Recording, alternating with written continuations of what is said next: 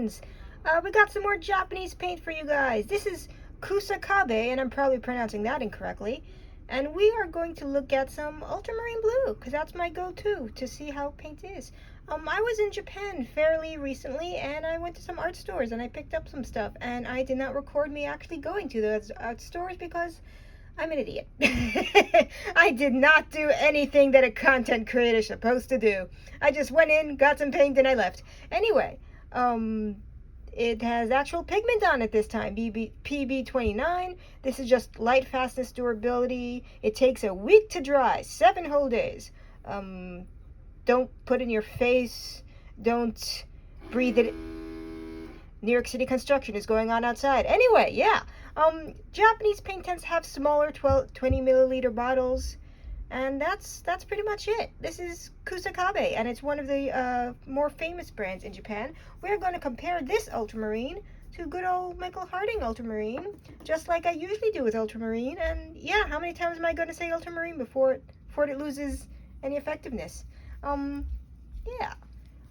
We got our usual. Ooh, yeah, that's flat. Don't know why I'm saying it's flat like that, but yeah. Ooh, that came out smooth. That was like butter. But let's see if it actually has some good consistency. Japanese things tend to have higher quality than American things, even the cheap ones, except for Daiso paints. Ooh, that is a nice transparency. I like that.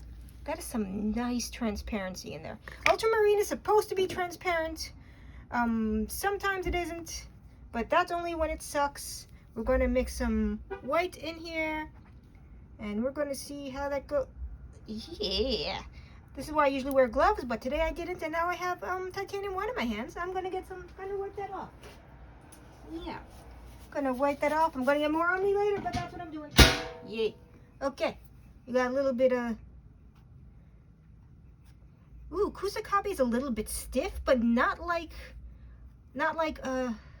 dang, Old Holland. Not Old Holland kind of stiff. It just has a little bit of resistance with it, but I like it. Right now impressions are good.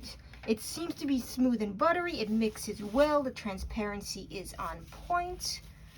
We're going to see how the garbage noises. We're going to see how that is compared to good old Michael Harding ultramarine, because that's what I found in my ultramarine blue pile.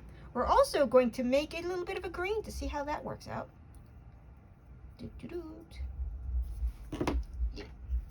Okay. Michael Harding is doesn't have that same kind of resistance. You just poke the paint and it goes. There's dog barking. That is identical.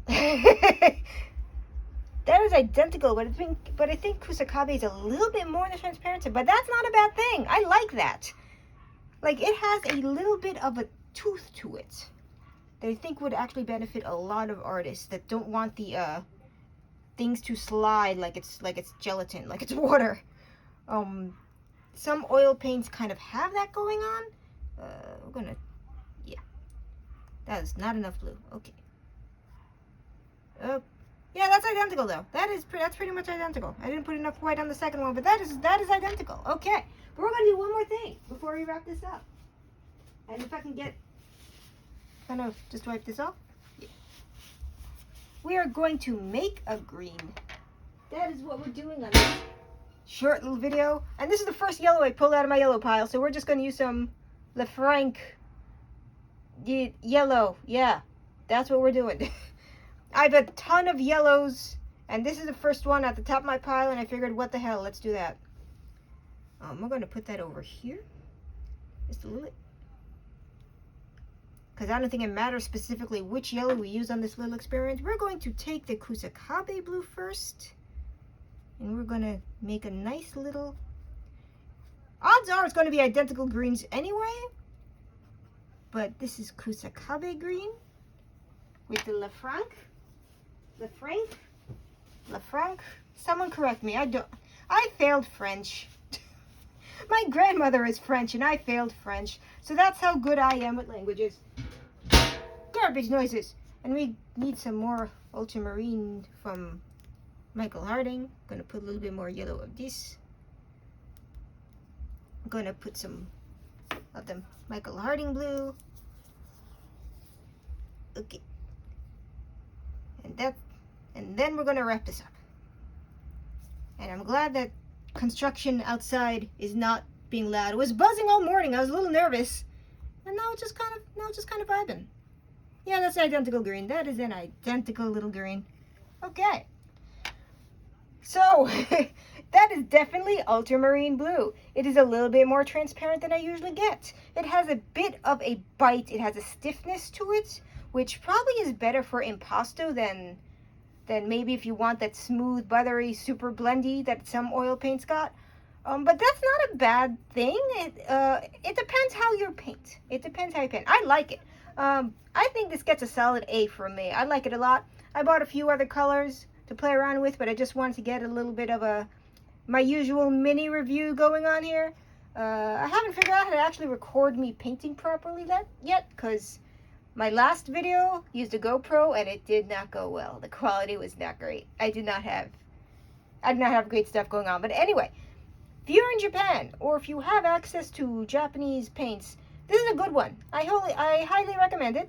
But Japanese oil paint bottles are smaller, so they might be not as cost effective as getting a big old Western style one that's twice, or sometimes we have 150 milliliter bottles too, so yeah. Depends what you want with it. But Michael Harding is one of my favorite brands as well. But this, I would definitely get more of this. They have a lot of colors, and if you want to see some other weird, I got some weird colors. I got things like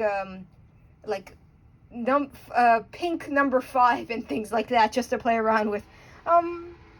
Yeah, Kusakabe. It gets an A from me. And there's some noises outside again. So I'm going to wrap this up before the construction gets really loud. Okay, goodbye, everybody.